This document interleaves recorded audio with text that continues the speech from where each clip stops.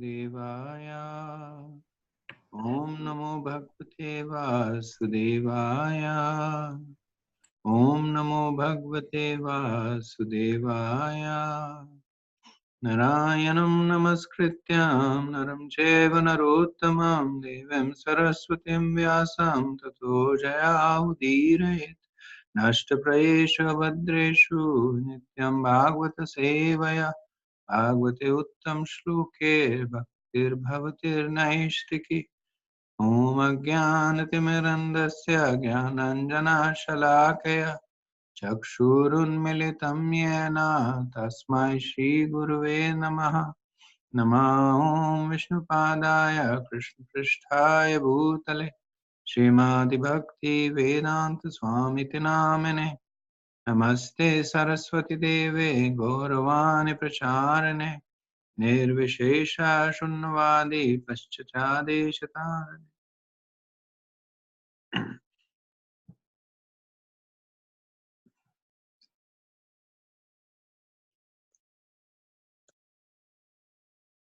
So we will resume our discussion from the 20th verse, first canto, chapter 8, verse 20, in the prayers of Queen Kunti.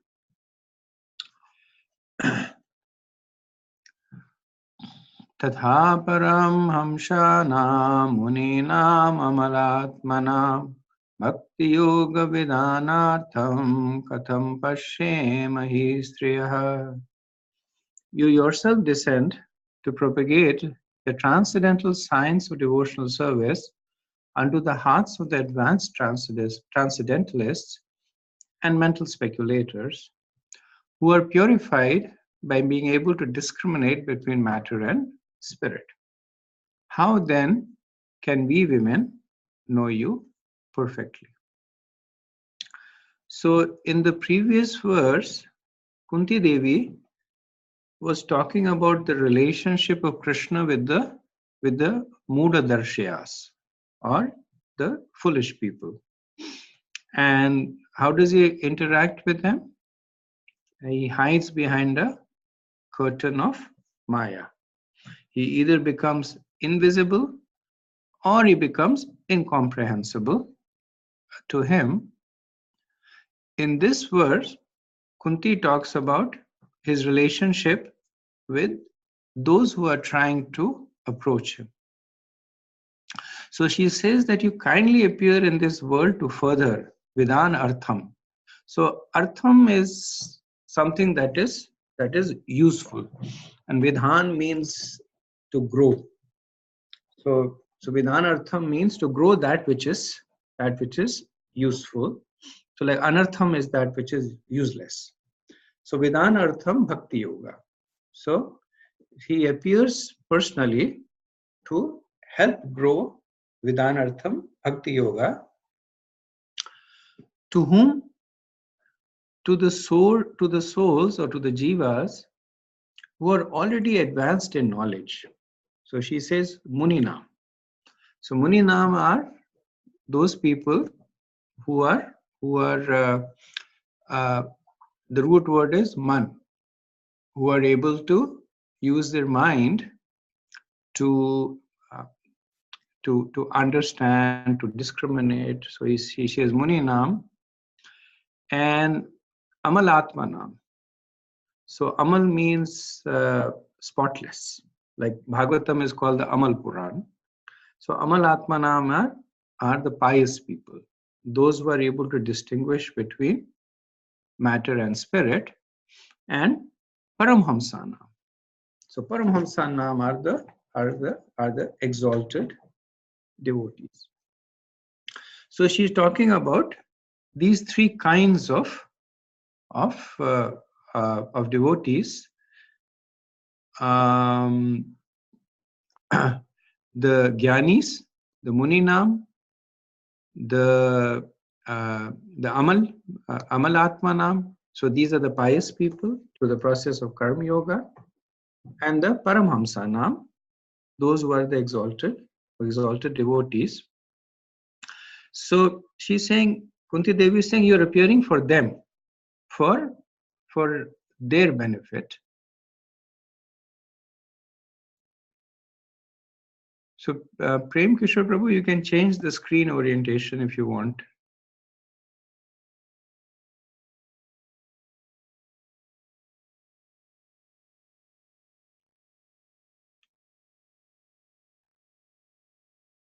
Okay, we can continue while he does that. Thank you. So Kunti Devi is saying, you come for these people who are exalted in karma, in jnana, or in bhakti, and then she says katham. That what about people like me? She says katham striya.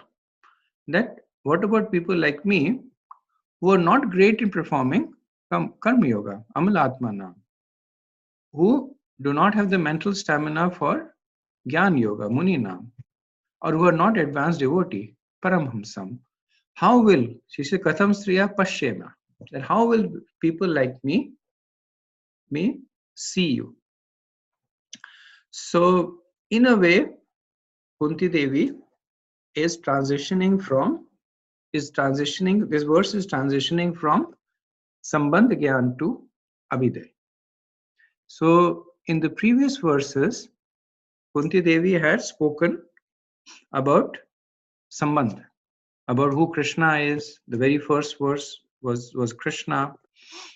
And then she talked about how Krishna relates to others. So the previous verse was how she relates to one kind of people.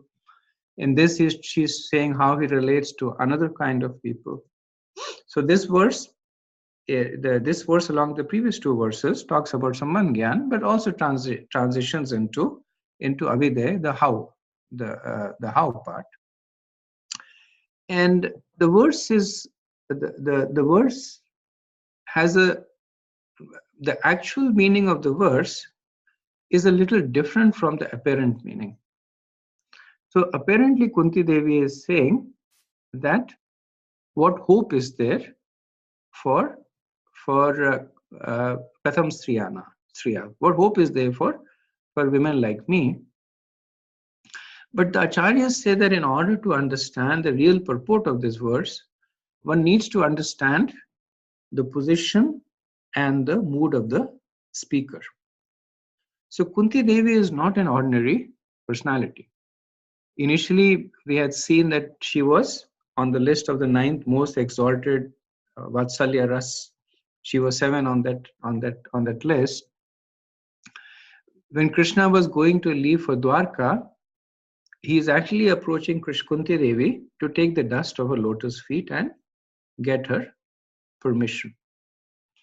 And it is also said that after reciting these prayers, Kunti Devi developed deep detachment, and then she started her journey back to the spiritual world. So Kunti Devi is not what she is claiming to be, yet at the same time, the verse gives us a clue into what is the proper mentality required to approach Krishna. So we see this mood of humility in Kunti Devi. So when she says Katham Striya, it's not a rhetorical question. It's not self-serving or vain. Sometimes people who have who excel in something, they artificially downplay themselves just so that it gives the other person an opportunity to glorify them, right? And they want to hear that glorification. Kunti Devi is not doing that. She's not saying Katham Striya so that somebody else will say, no, you're a great person. How can you say that? She's actually feeling that. Just like advanced devotees, they actually feel that sense of incompleteness or insufficiency when approaching Krishna. But we know that Kunti Devi is an exalted devotee who was a close associate of Krishna, who eventually went back to the spiritual world. So then what this verse is telling us is that we should also try and naturally develop that sense of humility. We should not be too proud of a little knowledge that we get, or a few pious activities that we do, or a little bit of devotional service that we do. But in the mood of Kunti Devi, we should think that we are actually not qualified. So Prabhupada in the purport, he says, the Lord is so kind that he does not show special favor only to those who is great philosopher. He knows the sincerity of purpose. So that is what we have to bring to the table, the sincerity, not our greatness, whether it is in karma, jnana or bhakti, not that, but the sincerity of purpose that Kunti Devi is demonstrating. In Bhagavad Sandarbha, Anuchetan Jiva Goswami says that why does the Supreme Personality of Godhead come, Shrayate, to this world? He comes so that the embodied soul, Sharirana, may learn to fix their thoughts on his lotus feet, and most importantly, so the devotees may taste the happiness of devotional service. So Kunti Devi is glorifying this mission of Krishna. So she is saying that you're coming here to give the highest science of Bhakti Yoga to the transcendentalist. Now that is true, but not the entire truth. So the yogis perform severe austerities to meet the Lord in their heart and to get a glimpse of the lotus feet of Krishna. They will never go to the cities. But when Kunti Devi was living, then great rishis and great yogis who avoid the city like a plague would actually come to her house. Why? Because Krishna was there in her house. So that is the special position of the devotees, that they capture Krishna not only for themselves, but also for others. And the sincerity and the simplicity of the devotees is much more pleasing to Krishna than the karma or the jnana. And when they talk about the bhakti here, they're talking about more because bhakti is what Kunti Devi has, so they're not distinguishing that. So she says Paramhamsa also, and she's obviously not considering herself as a Paramhamsa. So she, as a devotee also, she's considering herself to be a humble devotee. In the Bhagavatam, third canto, first chapter, second verse, Sukadev Goswami says, what else is there to say about the residential house of the Pandavas? See, Krishna, the Lord of everything, acted as a minister. He used to enter that house as if it were his own.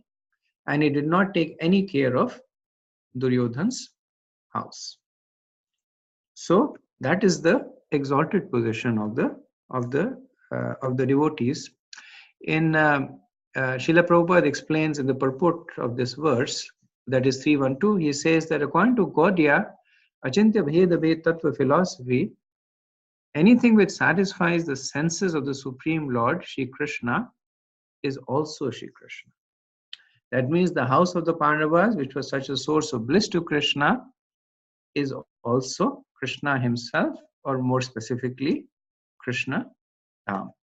Similarly, in the 7th canto, when Narad Muni was glorifying Prahlad Maharaj in front of Yudhishthir, and Yudhishthir was agreeing with him that yes, Prahlad Maharaj is great, and then he said, I am insignificant, Prahlad is great.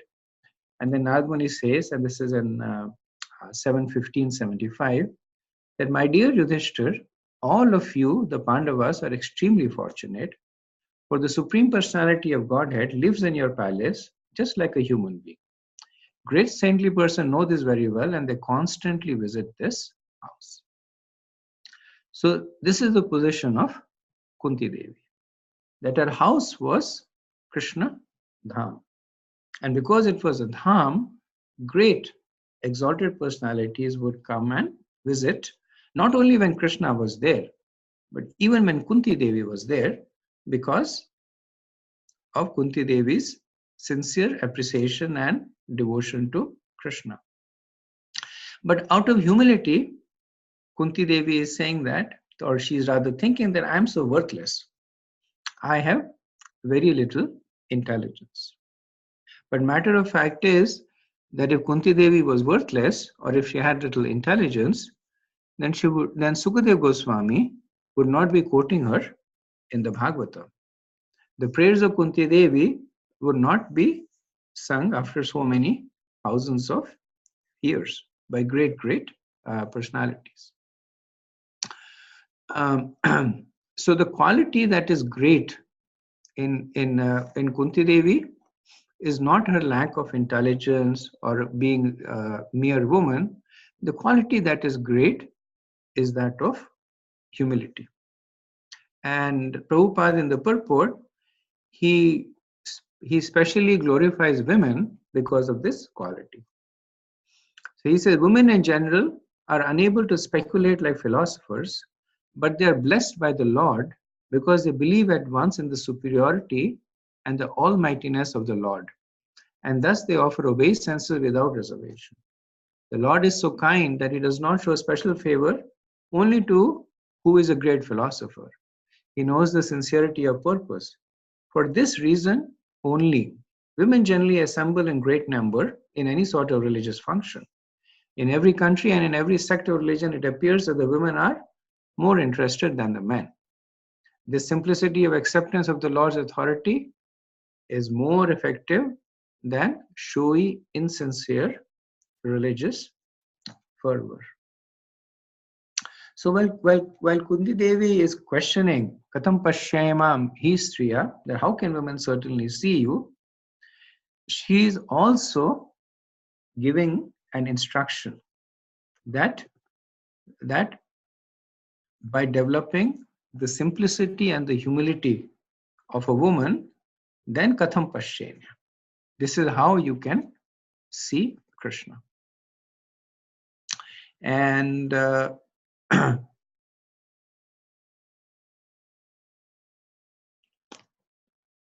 Prabhupada in a lecture, and this is just why he says, why is humility so glorious?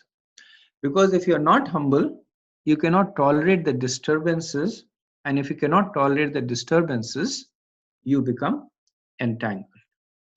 So Krishna's first instruction, or amongst the first instructions to Arjun, is Matra Sparshastu Konteya Shitosana Sukudukadaha Agma Paino Nityasa Tam Stikshasva Bharata. So he's calling Arjun son of Kunti. And this verse talks about tolerance.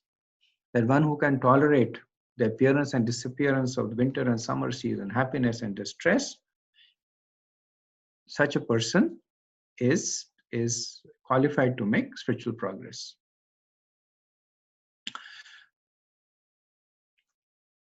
So one may also question at this point that if Kunti Devi is really so humble, then why is she accepting obeisances from Krishna? And the answer that acharyas give is because she understands that Krishna is performing a leela and she reciprocates with his mood. So in that leela, Krishna is a nephew, Kunti Devi is the aunt, Krishna is setting an example, and Kunti Devi is participating and helping him over there. Okay, questions, comments?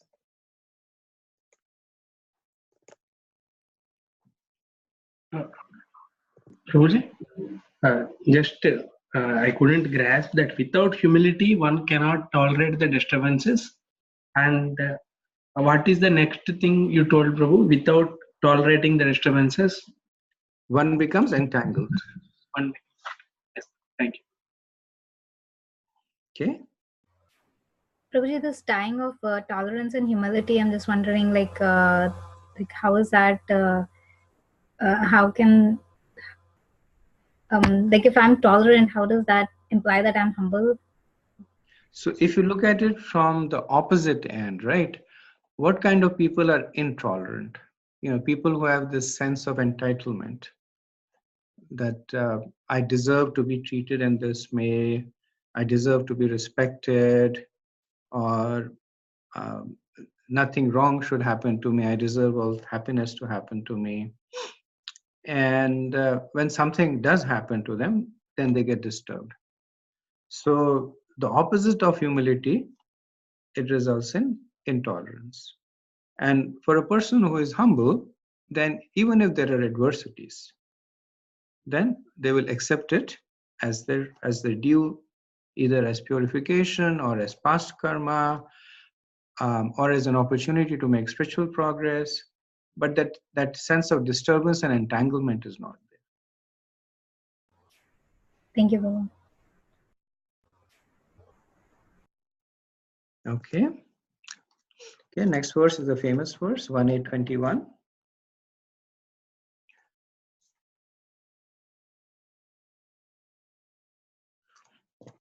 Krishnaya Vasudevaya Devaki Nandanaya Cha Nanda Gopakumaraya Govindaya Namo Namaha.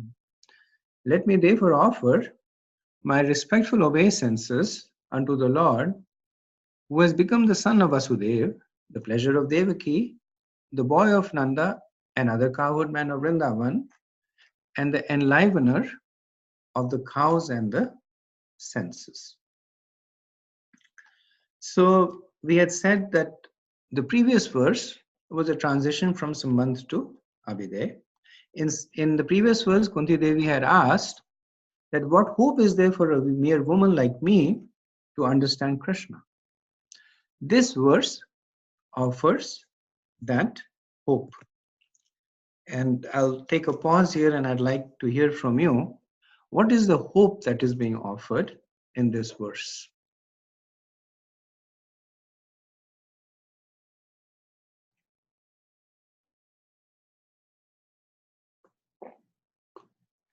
Can you show the translation once, Prabhu?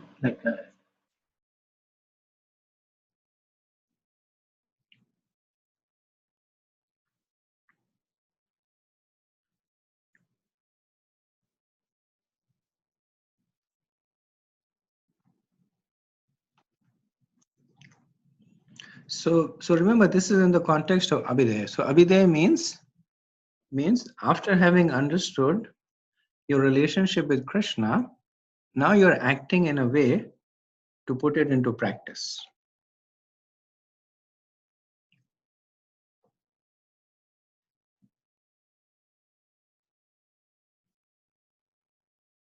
Okay, no worries.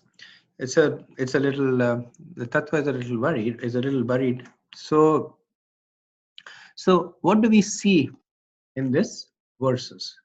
Krishnaya Vasudevaya Devaki Nandanaya Cha Nanda Gopakumaraya Govindaya Namo Namaha.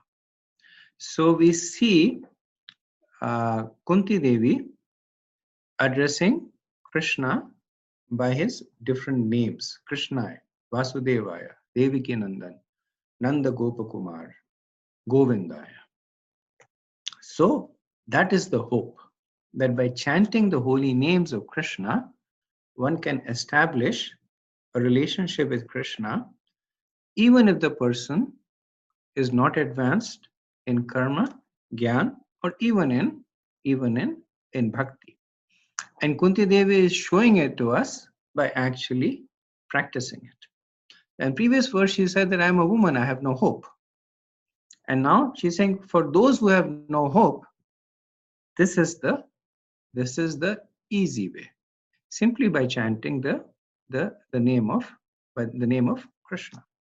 So Veshi starts off with the Madhurya Naam, which is Krishna, and the principal, the Mukhya Naam, which is basically Krishna in relationship to his devotees, Devaki and Nanda and Vasudeva. So when and we had discussed this earlier, that when you call Krishna, when you address Krishna in the context of his devotees, he finds the name even sweeter, because it invokes the particular rasa that Krishna has with that devotee. And because Kunti Devi herself is in Vatsalya Ras, she's calling out to those who are also in Vatsalya Ras. So she's calling out to Vasudev, the father of Krishna, Devaki, the mother of Krishna, and Nanda, the foster father of Krishna. So Prabhupada, in the context of this verse, little bit of a detour, but relevant, says that people misinterpret Krishna. And he says that there are three popular misinterpretations of Krishna. Some people say Krishna means black. So black means nothing. And so basically what they say is God is nothing. So that's the voidists. Some people say that the word Krishna comes from Krishi. So Krishi is farmer. And that is, they say, so that is why you can understand that Krishna is one who tills the land, and he is a Shudra. And there are some people who consider Krishna as Kurishi. So Rishi is one who lives in the forest.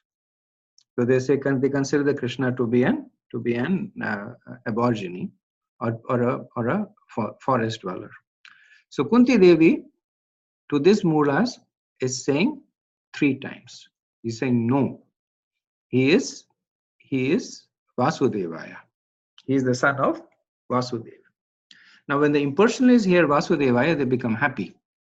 Because one of the meaning of Vasudeva is one who is present everywhere, which is the definition of the impersonal Brahman. And Kunti Devi corrects and said, no, he is Devaki Nandanaya, the son of Devaki. And then some may say, but Devaki had many sons.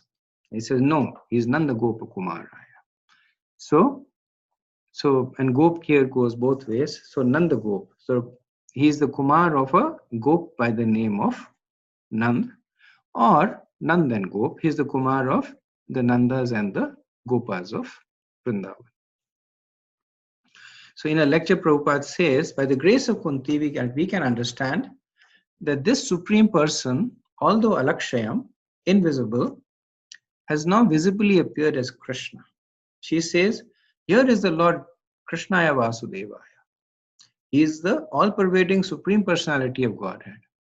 But he is very much pleased to become the son of Devaki. He wants to make sure she wants to make sure everybody knows which Krishna she is referring to.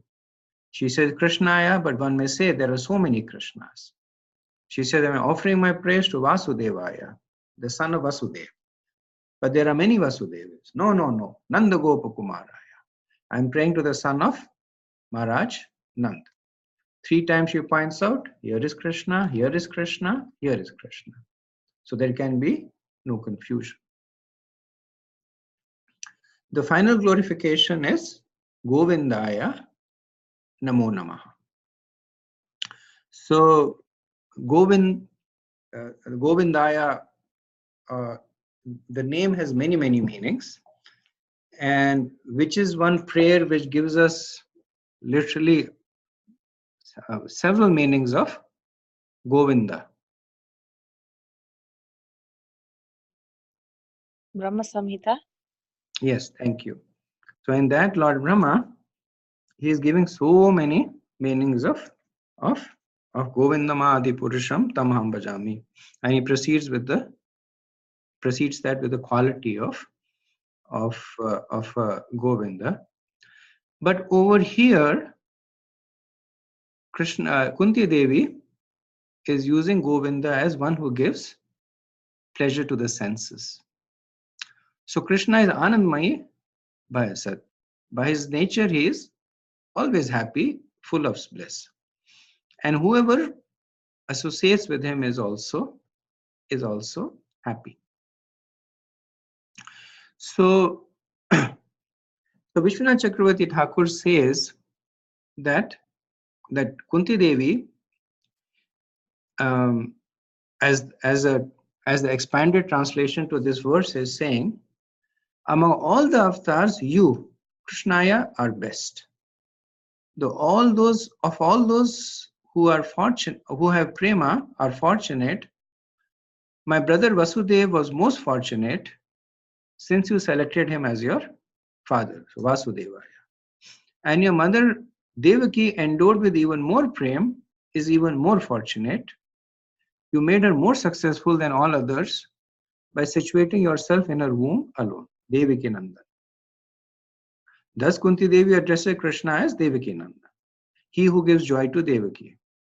Nanda, endowed with even more prem, is even more fortunate.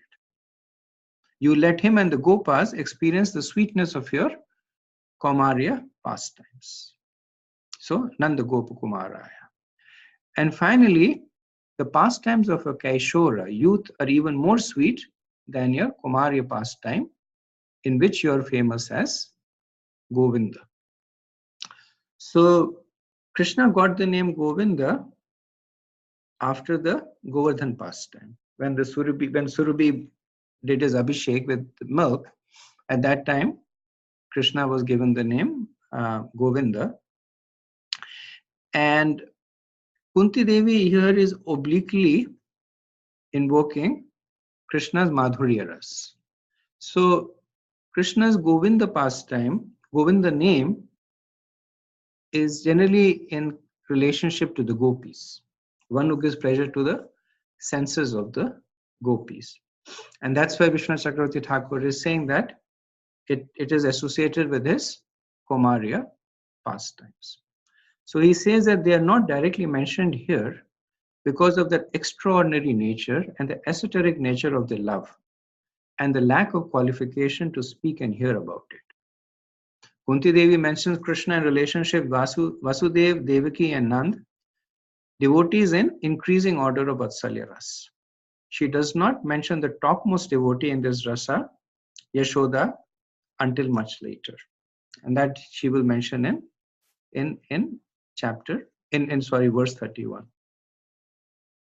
So in conclusion, in this verse, Kunti Devi is offering us. So we are all, Kunti Devi is, if she considers herself to be a simple woman, then we are far more simple women. And for us to make spiritual advancement, we have to invoke the mercy of the holy name of Krishna. And Prabhupada would say that each of the verse in the Bhagavatam is a prayer. So he would recommend that you can meditate on one verse and recite it as a prayer. And this is one verse that can easily be memorized and meditated as a prayer. Okay. Questions, comments on this?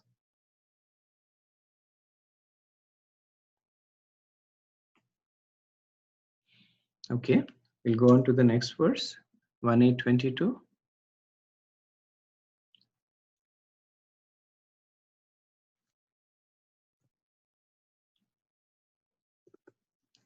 Namaha Pankajanaabhaya, Namaha Pankajamaline, Namaha Pankajanetraya, Namaste Pankajagrahe.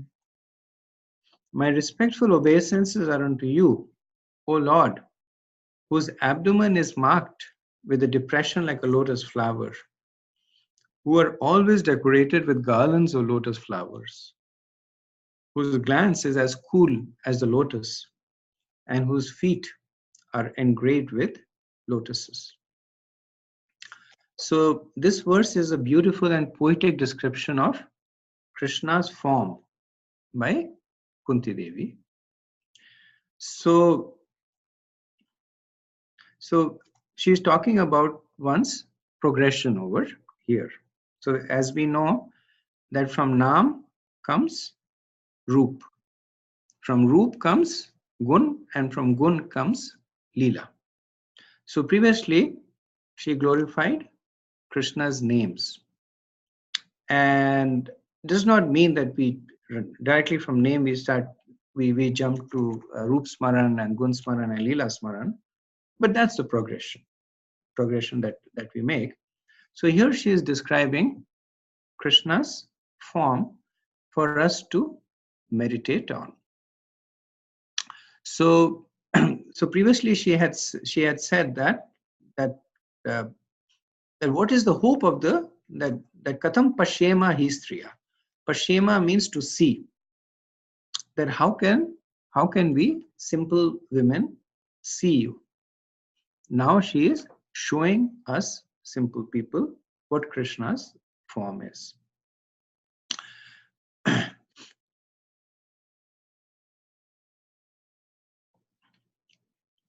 So generally when you come in presence of a great personality, you offer obeisances, and the recommended way is that you begin from the lotus feet or from the feet and then rise up.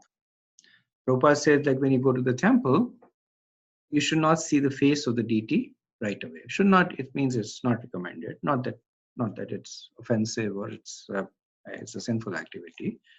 But just in terms of protocol, Prabhupada says that you should first look at the feet, then at the knees, then at the waist, and then the abdomen, the neck, and then finally the lotus feet.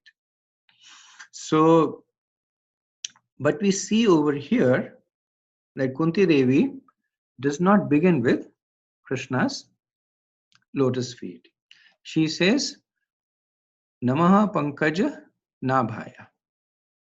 So she's beginning with the abdomen of Krishna, and then from the abdomen she goes to the chest, where there is a garland of lotus flowers. Then she goes to his eyes, and then she goes to his Pankaja Grahaya, his lotus feet. And Prabhupada says that Kunti Devi does that just to save a painful situation for the Lord. Because in relationship, Kunti Devi is the aunt of Krishna. So for Kunti Devi to start off beginning to offer obeisances from the lotus feet of Krishna would have been very embarrassing for him, because Krishna is coming to take the dust of a lotus feet. So to save Krishna from embarrassment, Kunti Devi starts from the waist, but then he says she goes to the face and comes down to the feet.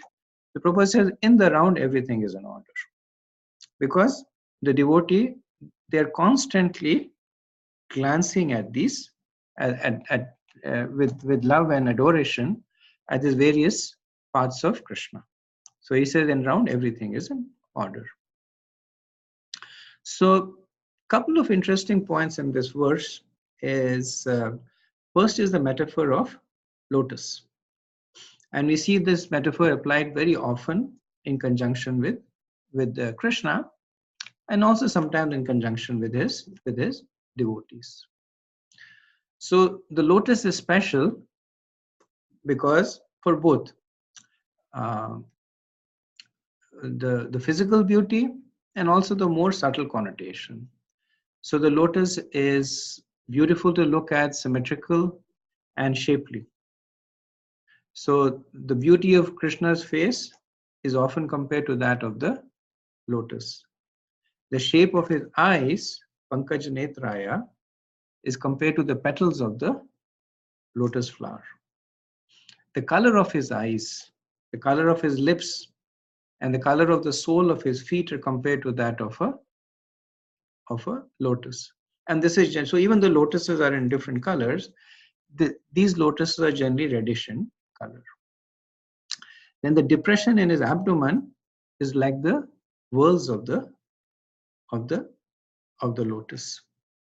His glance is cooling, like the touch of a lotus, and his feet has the marking of the lotus and are cooling like the touch of the lotus. Then in a more symbolic way, the unfolding of the lotus petals suggests the expansion of Krishna's mercy and the growth of the soul and its consciousness in association with Krishna. So the lotus grows in the mud but is never contaminated. So just as Krishna and his devotees are in the world, but not of the world. The lotus closes to the harsh sunlight and then opens to the cooling rays of the moon. Just as the devotees, they close themselves to the harshness of the material life, but they eagerly open themselves up to spiritual bliss. The pleasing fragrance of the lotus spreads wide, just as the fame and good qualities of Krishna and his devotees. The touch of a lotus is cool and gentle, like the touch of Krishna. So, so in terms of beginning our meditation, so even though Kunti Devi doesn't start with the lotus feet, but we'll start with the lotus feet, which is Namaste Pankaja Raye. So Krishna's lotus feet are famous, and they are referred to so many times in the scriptures. And sometimes they're referred to in form of a metaphor. Sometimes they're referred to in a literal form. So I'll just quickly go over some of the greatness of the lotus feet of Krishna. So in the 10th canto, 14th chapter, 58th verse, it is said that for those who have accepted the boat of the lotus feet of the Lord, who is the shelter of the cosmic manifestation and is famous as Murari, the enemy of the Mura demon, the ocean of this material world is like the water contained in a calf's hoof print. Their goal is Parampadam Vaikuntha, the place where there is no material miseries. So Krishna's lotus feet, they condense the material world into the size of a calf's footprint, and they open the doors for the spiritual world. Then the lotus feet represent all the holy places. So visiting the holy places is known as Padya Seva. One understanding of Padya Seva is that with your feet because when you visit the tirthas, you travel. Another understanding Padya Seva is serving Krishna's lotus feet, because all the holy places are said to reside at the lotus feet of Krishna. And the reference to that is Bhagavatam 4.6.25. I won't read all the verses just in the interest of time. Third greatness of Krishna's lotus feet is that it is the residence of the pure devotees of Krishna. So, Tirthi Kurvanti Tirthani. So this is in the first canto, 13th chapter, verse 10. That just like any place is sanctified by the presence of the devotees, the lotus feet of Krishna that is already pure is further sanctified, because devotees congregate over there. And when aspiring devotees also take shelter of Krishna's lotus feet, they are in constant association not only of Krishna but of his pure devotees. Another glorification is that pure devotees are constantly glorifying the lotus feet of Krishna.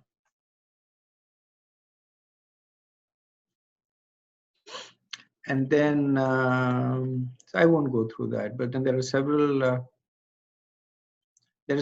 quotes about the glories of the lotus feet. So this is the first glorification that we do, which is Krishna's lotus feet. Then we move up to Krishna's Pankajanabhaya. That the abdomen or the navel of Krishna has the shape of the lotus, and from it also appears the lotus flower on which Lord Brahma appears.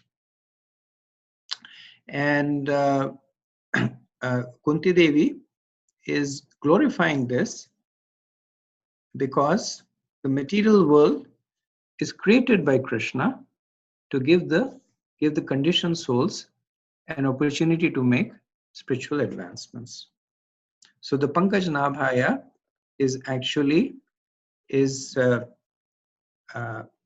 the shelter for conditioned souls like us, so that we can make spiritual advancements and go back to the spiritual world. So then Kunti Devi glorifies the Pankaja Maline, the lotus, the garland of lotus flowers. And Krishna, he has a wonderfully aromatic garland of lotus flowers, which are constantly which constantly is agitating the bumblebees by its beauty and aroma. Prabhupada in a lecture has said that each of these lotus resembles is actually a universe in which Brahma is there. So when Krishna is moving around with a garland of lotus flowers, he has a garland of universes around his neck. And he says, and Krishna doesn't even care about it. That's how great Krishna is. Kunti Devi then glorifies the glance or the eyes of Krishna. So the glance of Krishna is called darshan. So many times when we go to the temple and we say they're going to take darshan of Krishna, then that's what we mean, that we are going to present ourselves to the glance of Krishna, so that when Krishna looks at us, then through that we get his mercy and auspiciousness. Krishna eats with his glance. Then which is the great personality that embodies the glance of Krishna?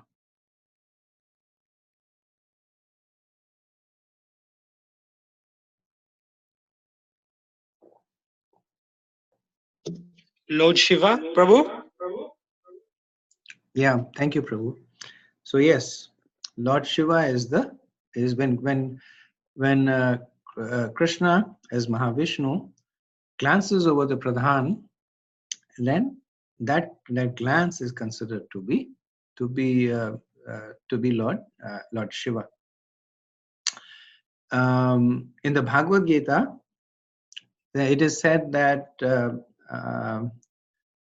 that under his glance, Adhyakshena, all the material world is working. In the Vrindavan pastimes, when Agasur had killed all the gopas and the calves, then Krishna brought them back to life by compassionately glancing them. 10th canto, 12th chapter. And Lord Kapila in the 3rd canto, 28th chapter says, the yogi should contemplate with full devotion the compassionate glances frequently cast by the Lord's eyes, for they soothe the most fearful threefold agonies of his devotees. His glances, accompanied by loving smiles, are full of abundant grace. So in the previous verse, Kunti Devi had talked about her, or rather in verse 20, about her inadequacies in understanding Krishna. And Srila Prabhupada in a lecture addressing that says, Krishna is available if you want to capture him. How to capture him is not difficult. We catch his attention by hearing and chanting. Our movement is based on hearing and chanting. So therefore, Kunti Devi, that's the end of Prabhupada's snippet. So therefore, Kunti Devi had first glorified the names of Krishna. Now from Nam, she is now gone to the Roop or the form. And for those who are not as fortunate as Kunti Devi to construct the form of Krishna based on the verse, Srila Prabhupada says, don't worry, I have a solution for you. So what is the solution that Prabhupada has?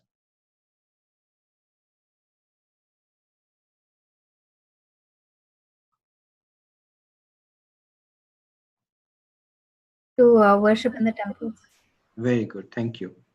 So Prabhupada has the Archa Vigraha form available for us. He says, don't worry, if you cannot recite this verse and meditate on Krishna's lotus feet and his lotus petal eyes, or the Pankaj Maline, I have the deities for you in the temple. And there, not only can you see them, you can serve them. You can cook for them, you can bathe them, you can clothe them. Prabhupada in the purport says that such persons, although they are unfit to enter into the spiritual affairs of the Lord, can see him as the Archa Vigraha, who descends to the material world just to distribute favors to the fallen souls, and etc. etc. So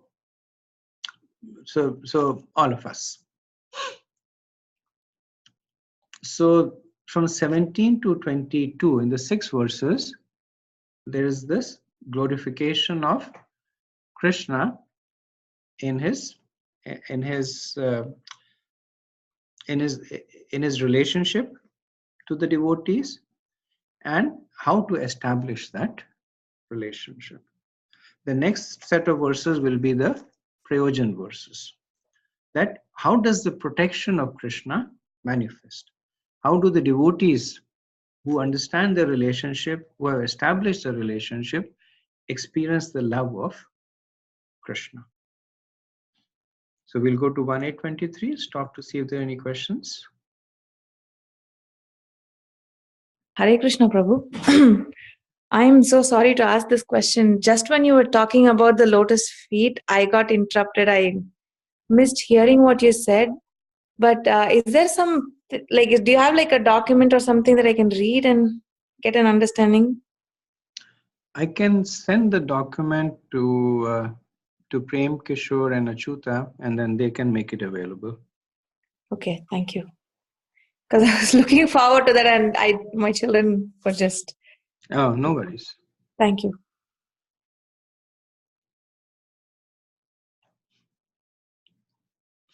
Okay, verse 23.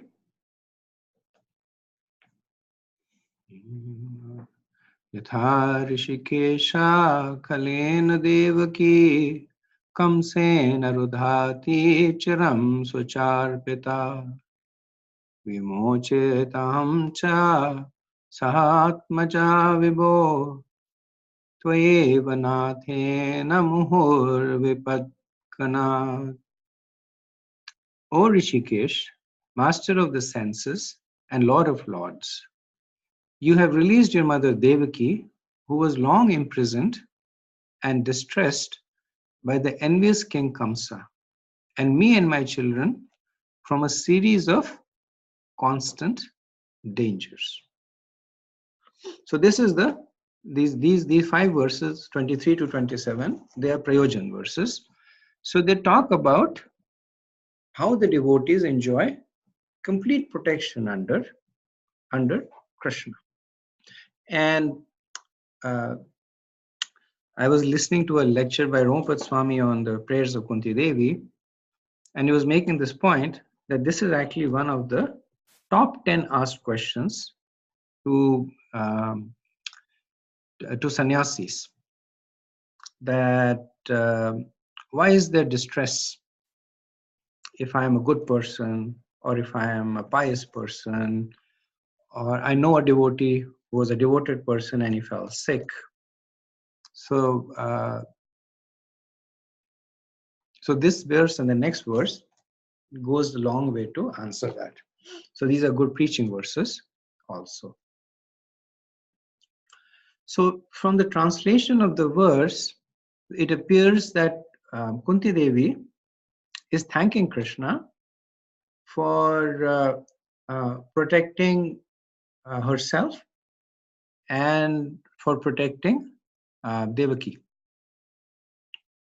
So she is saying that you released your mother Devaki and you protected me and my children from a series of constant dangers.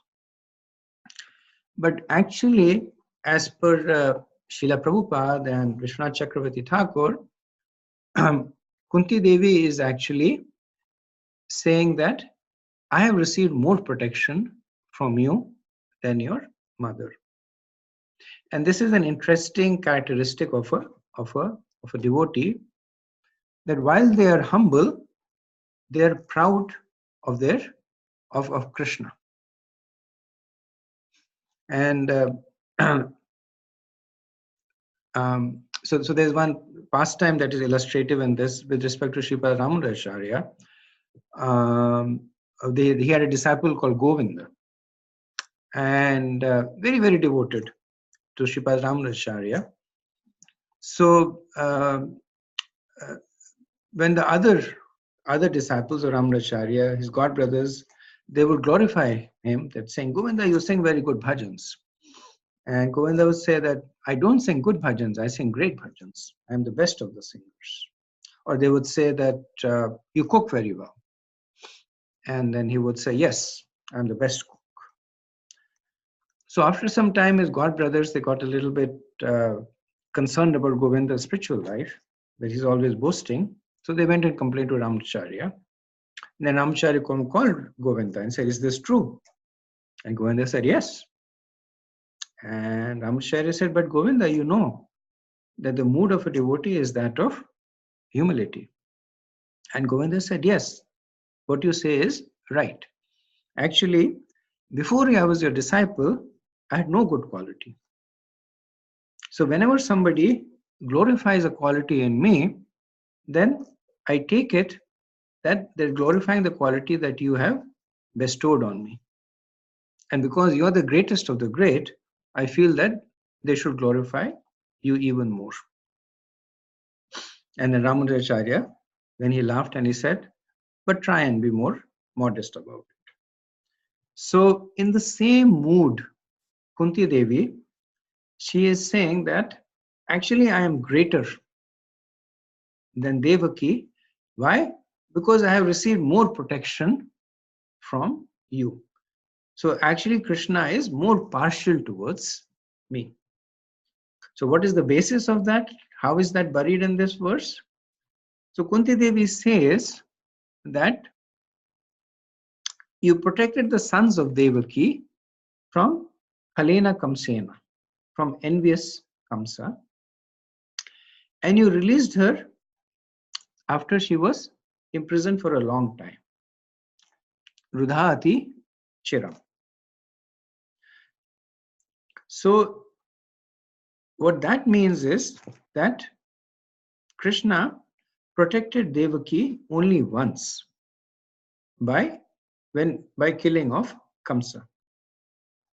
After he killed Kamsas, all of Kunti Devi's trials and tribulations were over.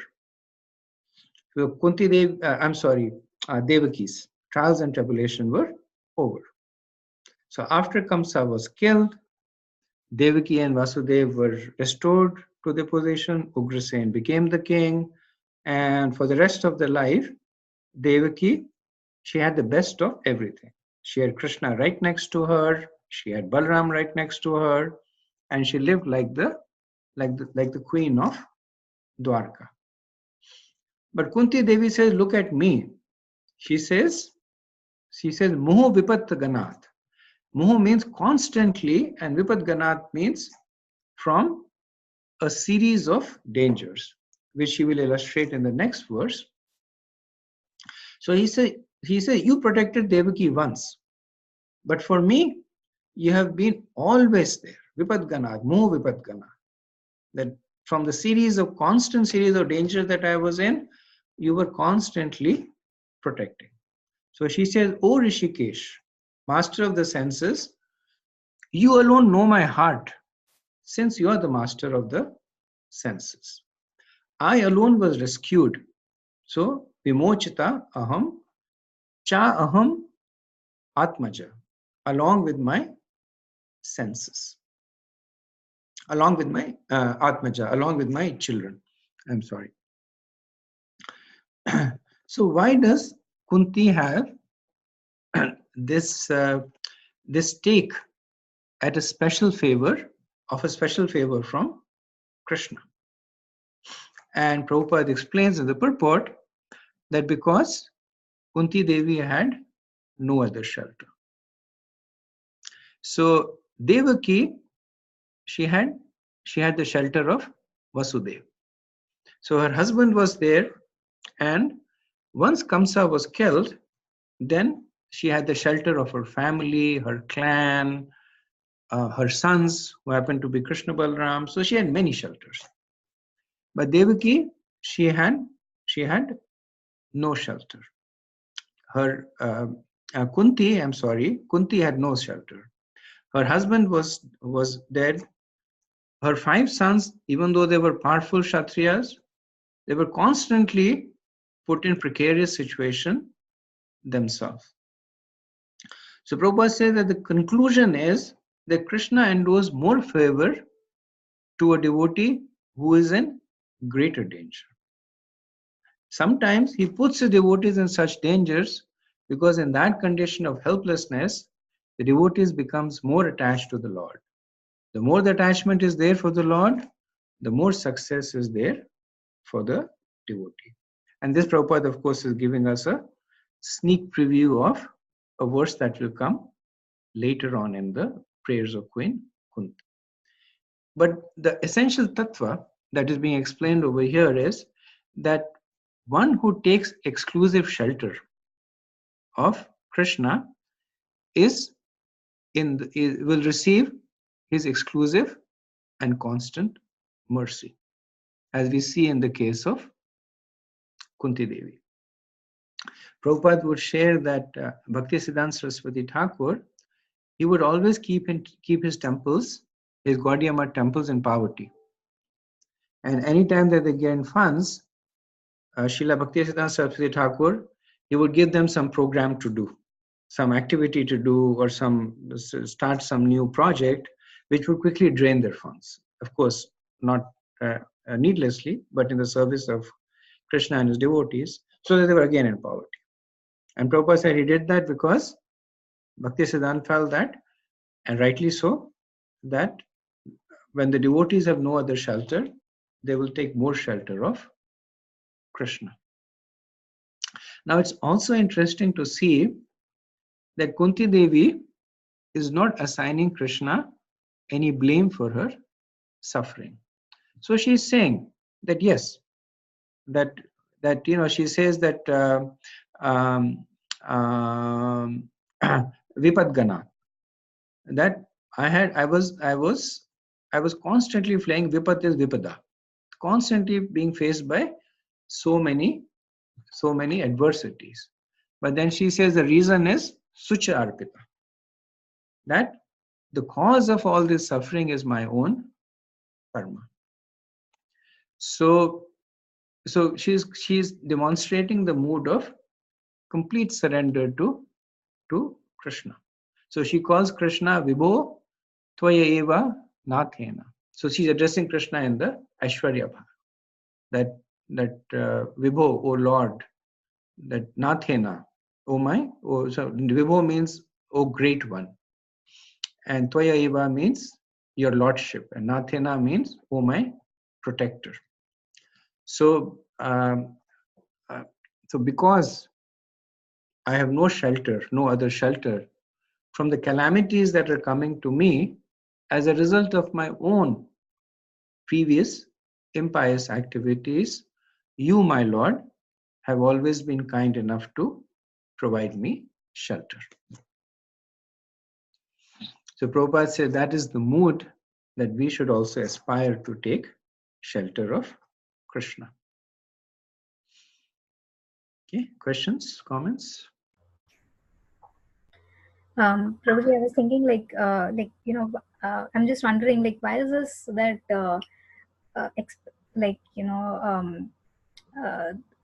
whenever we are faced with difficulties, and then when we are taking shelter of or trying to take shelter of the Lord, why is basically situations triggered to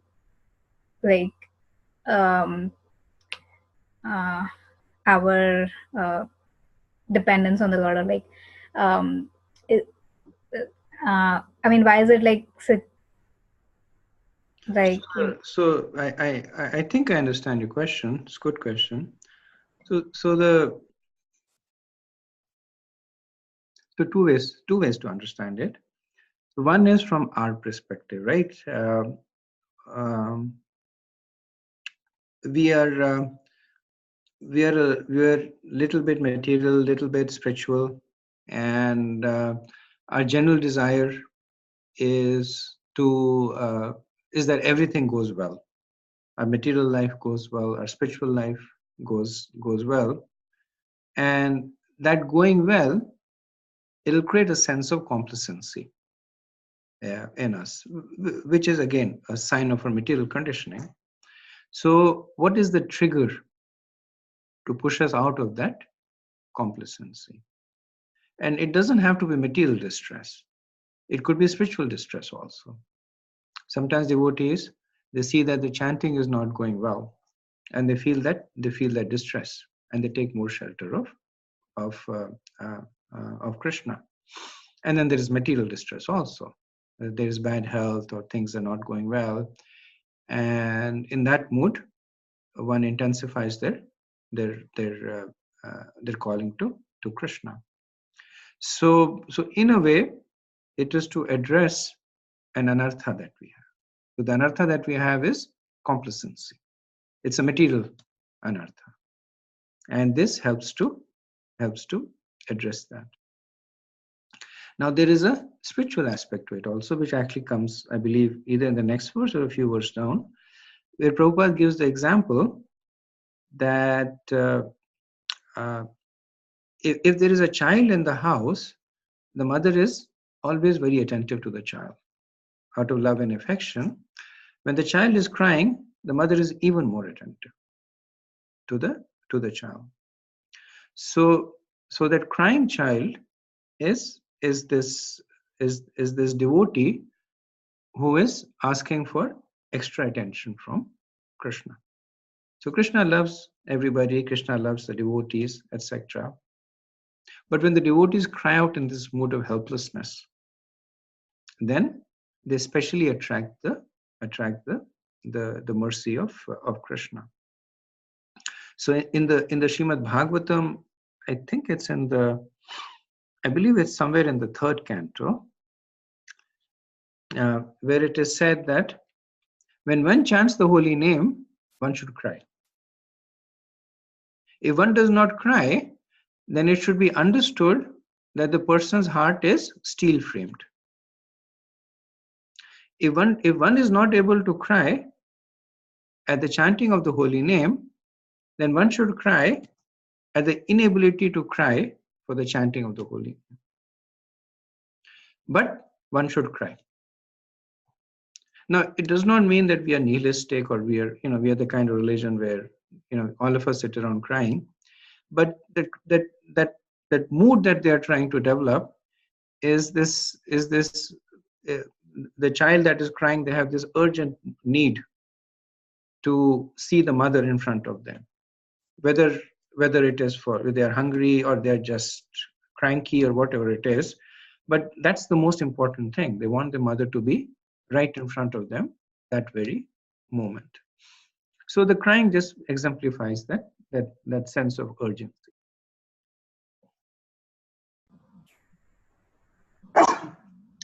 Excuse me. Okay, is that good, Achyuta? Yeah, so basically you're saying, basically the world is designed in a way that is helping us. It is basically, it's just that we will understand from experience, right? Like we will, it's just like an like the what do you say, the realizations that we get is basically more effective when it's experiential, and for that experience, distress, either physical or spiritual distress. Or spiritual, yeah. Thank you. Okay, so I'll go to the next. Prabhuji, not a question, but it is advised to stop the video for us? Like I'm seeing if all devotees there closed their videos. So are we expected to do that? Any instruction like that? No. Okay. Next verse. Next verse is a short verse, so even though I have a couple of minutes, I think I'll still do it. This is 1:8:24. Vishan Mahagneya Purushad Darshanad Asat Sabhaya Vanavasha Krasharta Mride Neka Maharathastrate Drone Astrataschasma Hare Abhirakshitaha. My dear Krishna, your Lordship has protected us from a poison cake, from a great fire, from cannibals, from the Vikshas assembly, from sufferings during the exile in the forest, and from the battle where great generals fought. And now you have saved us from the weapons of Ashwathama. So quickly what we can do is, so I'll name the suffering, and then you can give me an example where Krishna saved. Most of them are from Mahabharata. So first Kunti Devi says that Vishat, poison. So when did Krishna save them from poison? When Bhima was poisoned by Duryodhana and sunk into the river? Yes, thank you. So that was Krishna from protecting Bhima. Maha-Agne from great fire. Lakshagra. Lakshagra, very good. From Purushada, man-eating Rakshasas. Hidimba. Very good. Hidamba. And there were others, but Hidamba was the main, and the other was Bakasur in Ekachakra. Then Asat Sabhaya. Asat Sabhaya is Vikshas assembly. Gambling. Very good. And what happened in that gambling? They lost Draupadi. Yes, Draupadi Chirhanan. So that's the protection that Krishna gave, that he protected Draupadi. Vanavas Kricharataha, that protection during the time that they were in the forest. So there are too many over here, but just pick any one or two. Durvas coming to forest. Very good. So Durvasa, protection against Durvasa. Kichaka. Say that again. Kichaka during that the period of was incognito. during Agyatwas, not during the Vanvas, during the Agyatwas. So there's protection from Durvasa. There was protection from the Yaksha, who was actually Yamraj. There was protection from the Python, who was actually Nahusha. Then Mrade Aneka Maharatha Astrato. And this is during Mahabharata, where there were great warriors like Bhishma and Karna and Drona and Ashwathama, and Krishna, protected by his wise counsel, against the weapon of one of the warriors, Krishna actually actively protected. Does anybody know which weapon and which warrior? One is this Narayanastra sent by Ashwadhama. At that time, Krishna's advisor saved them. And literal protection is, I'm not remembering that king name. Like he has some weapon like Vaishnavastra, I think. When it was thrown, Krishna comes in between, so it becomes garland in his neck. Correct. So when Ashwathama threw the Narayanastra, then the Narayanastra is invincible, and Krishna says that don't worry, this is my astra. Very easy to defeat the astra. So what is the easiest way to defeat Narayanastra? If any one of us is unfortunate enough to be attacked by Narayanastra, so the easy way is to give obeisances to it. So Krishna asked everybody to give obeisances. The Narayanastra went. The only one person who did not give obeisances was Bhima. So Narayanastra really beat him up, but then he saw the value of Krishna's advice, and then he fell on the ground giving obeisances, and then the Narayanastra went away. The other astra, I don't think it was a Vaishnava astra. I think that was thrown by Somadatta, and Krishna took it on his chest. So these are the times that Krishna he protected in Mahabharata, and then finally she says Droneyastras Chashma, that from the weapon of Ashwathama, and she uses cha and to make a distinction that all the other protections had come in the past, chasma, just now, because that has happened. Even though it's in the past, it is what is considered to be it is present perfect, in the sense that the activity has just finished. So she calls it chasma. Also, if you'll notice that Kunti Devi has given all these incidents in chronological order. So the poisoning of the Bhima happened when Bhim was a child. So it is basically on a time scale. There is another interesting thing that can also be noticed here, and which is that in most of these cases, Krishna did not provide any direct protection. So when Bhishma ate the cake and he was poisoned, then he was thrown into the river and the snakes bit him. There's no Krishna in the scene. Similarly, the Lakshagriha, there's no Krishna. It was actually Vidur. Now in Asat Sabhaya, Krishna was personally there to protect Draupadi. In the Vanvas, for as far as the Yaksha was concerned, as far as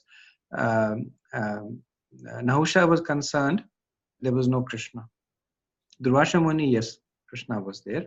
Similarly, in Mahabharata, for most of the time, there is no Krishna. But Kunti Devi is still attributing all this to Krishna, because just like the mood embodied by Govinda in conjunction with Shripad Ramadacharya, she considers that whatever was the source of the protection ultimately came from Krishna. So the protection may be from strength. So Bhima embodied that strength. When he was poisoned, just because he was strong, he broke the rope, the cords. It may have come from intelligence. And we see that Yudhishthira had the intelligence to answer the questions of both Nahusha and the Yaksha. And with Vidur's intelligence, they were able to escape the Lakshagriha. Or there was direct protection by Krishna. Whether it was against the Durvasha Muni or Draupadi's protection or Ashwathama, they're all on the same platform. So both fear and fearlessness are created by Krishna in his devotees to increase their bhakti. Just like Krishna created fear in Gajendra, and he created fearlessness in Prahlad. But the end result is the same, that their bhakti is enriched. So in this way, we see that Draupadi is making this point that one should not expect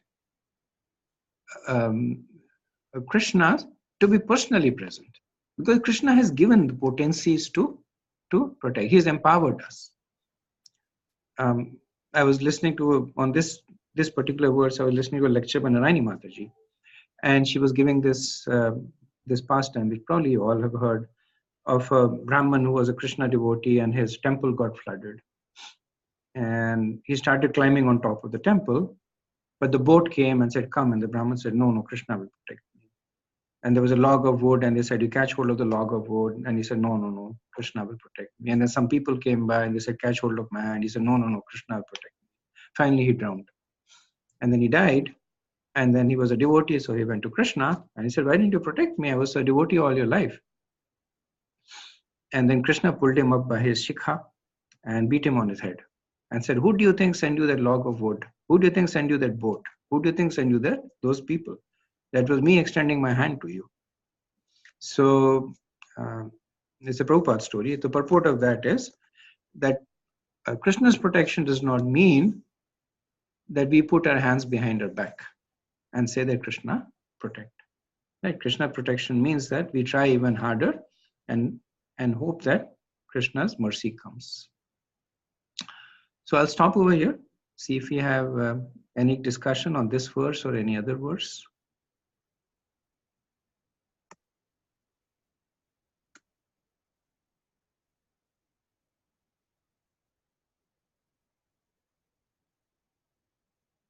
Hare Krishna Prabhu. Please accept my humble obeisances. This is Nanda Gopal Das. Hare Krishna Prabhu. Prabhu, I just have a question about Krishna's Leela. You know, you mentioned in the beginning of class the interaction between Kunti and Krishna is such that Kunti understood that Krishna is performing his Leela, and she is playing a part in that Leela, and her part is to be the aunt of Krishna. So, you know, quite often I have this the conception that on the one hand everything whatever happens is real, but on the other hand it says Leela. So how to understand these two contradicting situations? Like in the sense, it feels like it's as if a drama are played by Krishna, and on the other hand, it is not really a drama, or it's really happening. For example, eating the mud and showing the mouth to Mother Yashoda, and you know all the pastimes that Krishna performed. So how do we understand how to properly understand that on the one hand it is a Leela, on the other hand it is not to be taken as a something like a stage player putting up a show. I don't know whether I articulated my question properly. You know, when we consider it as a Leela, the seriousness becomes, the gravity goes down. That's what I'm trying to say. Right. I think I understand the question, and so let me see if we can discuss this. So Leela does not mean that. So the difference. So let's look at it from a more from a root perspective. That the difference between what we do and what Krishna does is the extent of free will.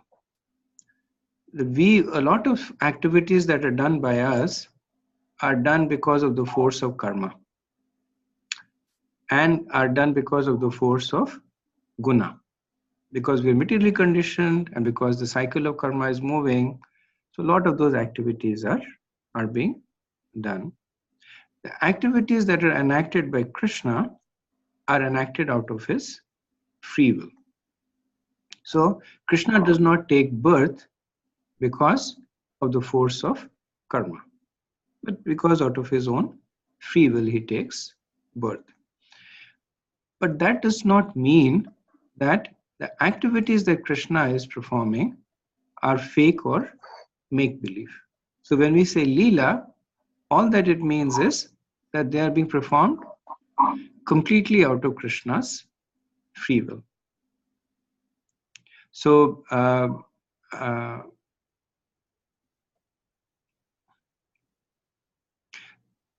it's chapter 4, right? Chapter 4, verse 7, I believe, where Krishna says, Janma karma cha me divyam yome veti tatvata takta deham punarjanam neti mahameti sa Arjuna. That Janma karma cha me divyam. So he uses the word karma, but then he says divyam. That their divyam means that they are divine, which is translated to Leela. So sometimes, and I'm getting that from your question. Sometimes when people hear the word Leela, it means that it is play acting. But the word Leela does not have the connotation that it is play acting. When we are dealing with children, like when we're dealing with our own children, so we can enact various activities with them. We can pretend to be their horse, or we can pretend to run after them and catch them. So we are doing all that out of our free will. It is creating a lot of happiness or excitement. But just because we're doing it out of free will does not make it fake. In fact, if anything, it makes it even more genuine.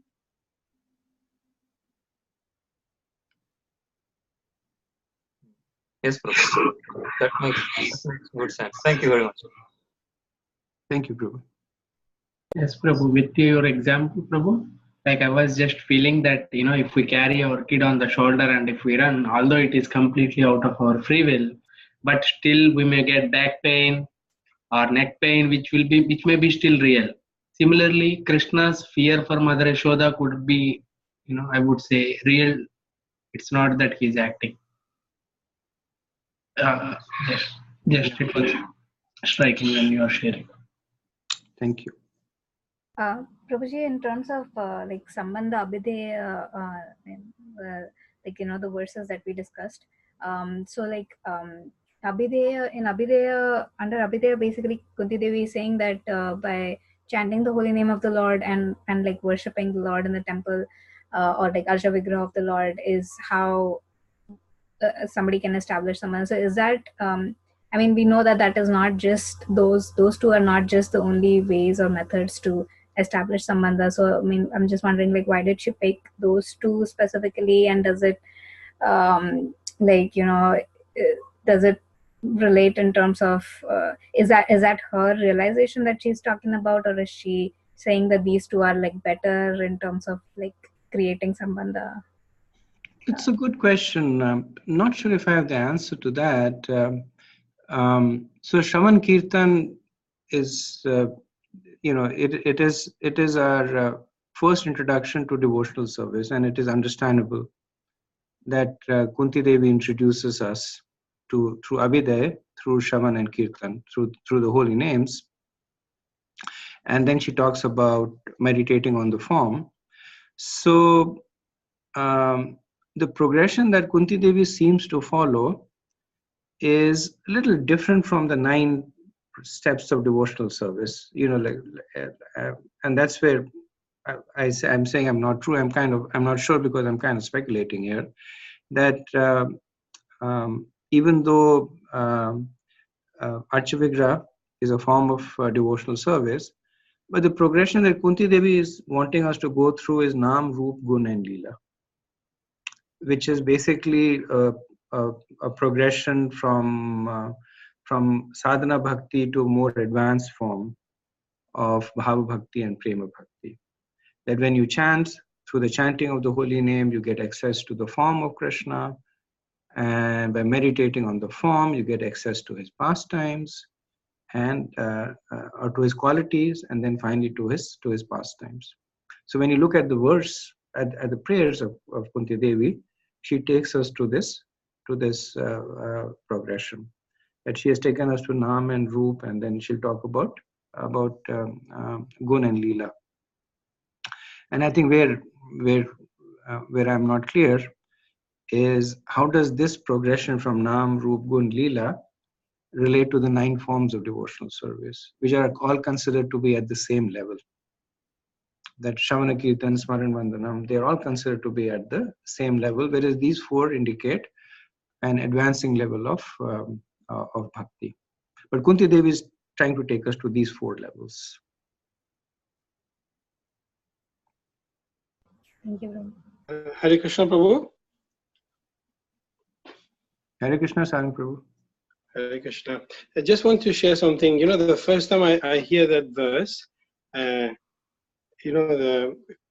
verse Krishnaya Vasudevaya, I did not know it was a verse from Srimad Bhagavatam. I thought it was a song, because I heard it from a song. Krishnaya Vasudevaya Devaki Nandanaya Cha Nanda Gokumaraya Govindaya Namo Namah. This is the first time I heard that, but I never know that it was a verse in the Srimad Bhagavatam. Yeah. If you go to, or I hope you don't go, but in the Bhaktivedanta hospital, when they are taking you in for surgery, then you will hear the prayers of Queen Kunti Devi. They play it in the operation theater. Thank you, Guru. Thank you. Okay, if there are no more questions, then we'll stop over here. Vancha kalpatarubhayaschet kripa sindhubhya eva cha patitanam pavanebhyo vaishnavebhyo namo namaha. Ananta Koti Vaishnav Vrinda ki jai, Srila Prabhupada ki jai. Thank you, Prabhu. Thank you, Prabhu. Thank you.